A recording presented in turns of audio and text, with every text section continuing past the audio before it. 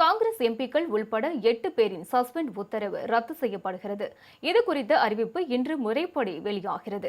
நாடாளுமன்றத்தில் ஒன்றிய பட்ஜெட் கூட்டத்தொடரின் முதல் கட்ட அமர்வின் போது மக்களவையில் அமளியில் ஈடுபட்டதாக கூறி மாணிக்கம் தாகூர் உள்பட காங்கிரஸ் எம்பிக்கள் 7 பேர் மற்றும் மார்க்சிஸ்ட் எம்பி சு வெங்கடேசன் உள்பட 8 பேரை பட்ஜெட் கூட்டத்தொடர் முழுவதும் சஸ்பெண்ட் செய்து சபாநாயகர் ஓம் பிர்லா உத்தரவிட்டார்.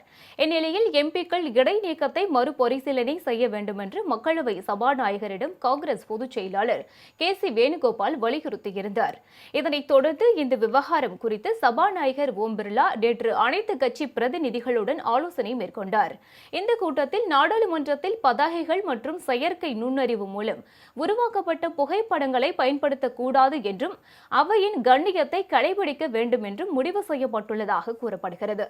காங்கிரஸ் உள்பட 8 எதிர்க்கட்சி உறுப்பினர்களின் சஸ்பெண்ட் உத்தரவை ரத்து செய்வது என ஆலோசனைக் கூட்டத்தில் ஒருமித்த கருத்து எட்டப்பட்டது. இதற்கான தீர்மானம் மக்களவையில் இன்று கொண்டுவரப்படுகிறது. இதனை அடுத்து எம்பிக்கள் சஸ்பெண்ட் ரத்து உத்தரவை சபாநாயகர் முறைப்படி அறிவிக்க உள்ளார்.